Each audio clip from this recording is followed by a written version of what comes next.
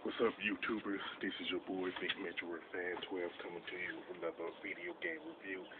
This time I'm reviewing POW Prisoners of War for the NES. It recently came out on the arcade back in 1988. Then it came out a year later for the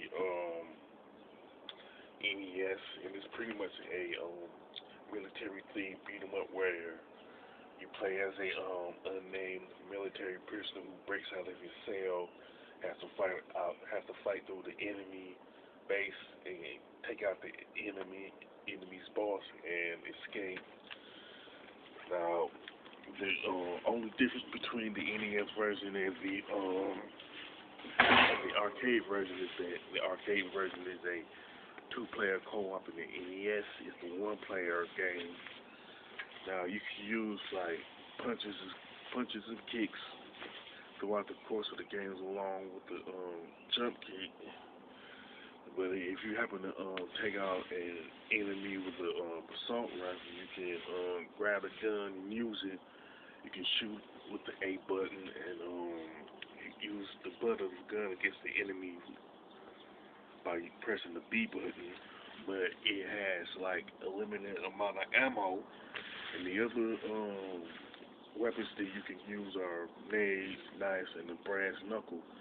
The brass knuckle pretty much make your your punches and kicks stronger, but I'll be honest, using brass knuckles in a military thing beat 'em up is kind of unusual, you know what I'm saying? I would think you use like this pretty much like handguns, assault rifles, and grenades and stuff like that. Now brass knuckles, I would think brass knuckles would be in like Double Dragon or Final Fight or something. Now you do have a couple of items that you have like an armor that protects you for a little while, and the life that restores your health if you get injured. You will spend the majority of the game you relying on the punches, kicks, and jump kicks through the majority of through the game, and even though you will find grenades, knives, and the assault rifles, I'll say it's pretty much 70% of the time you're relying on punches and kicks.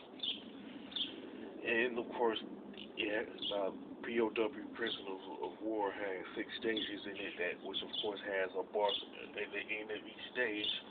Now, 2 of the bosses, which are the helicopter and the tank, you need grenades to take them out while you rely on the punches and kicks to take out the other 4 bosses.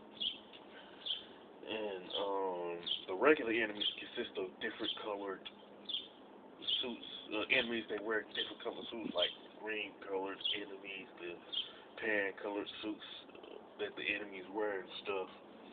Now the graphics are okay, but didn't necessarily haven't aged well. And I can pretty much say the same thing about the level design. It's pretty okay, but didn't necessarily age well neither. Now the gameplay, the punches, kicks, and jump kicks are kind of stiff, and I wish that there were more moves that you can use in POW Prisoners of War. Now, as far as the weapons are concerned, I don't have the problem with the grenade, knife, and assault rifle. I just wish that a handgun and a grenade could have been included in the NES version, especially now with the rocket launcher. It would have been better to use that against the tank and the helicopter than the grenades per se. And the main reason I mentioned that the handgun and assault and the rocket launcher should have been included mainly because POW Prisoners of War pretty much is a military theme beat 'em up, you know. As far as the soundtrack, it is okay, but it didn't necessarily age well either, you know what I'm saying? It's not Prisoners of War is like totally bad, but it is like flawed. You know what I'm saying?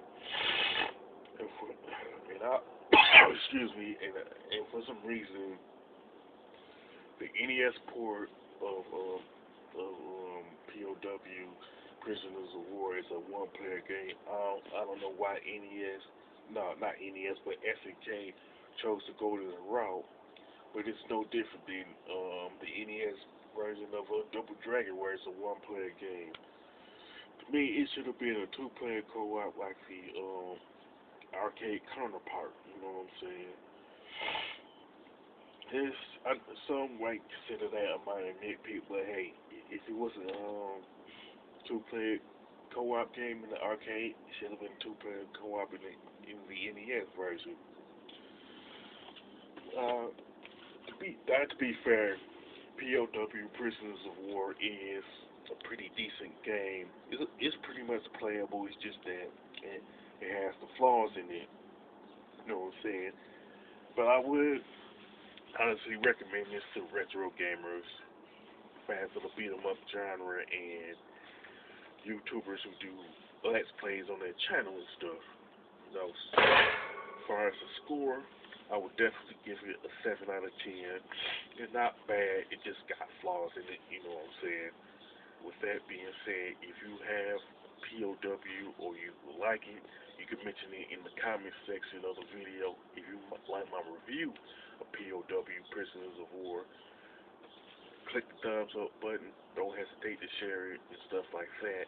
And don't forget to subscribe. This is your boy Big Metroid Fan 12 signing off.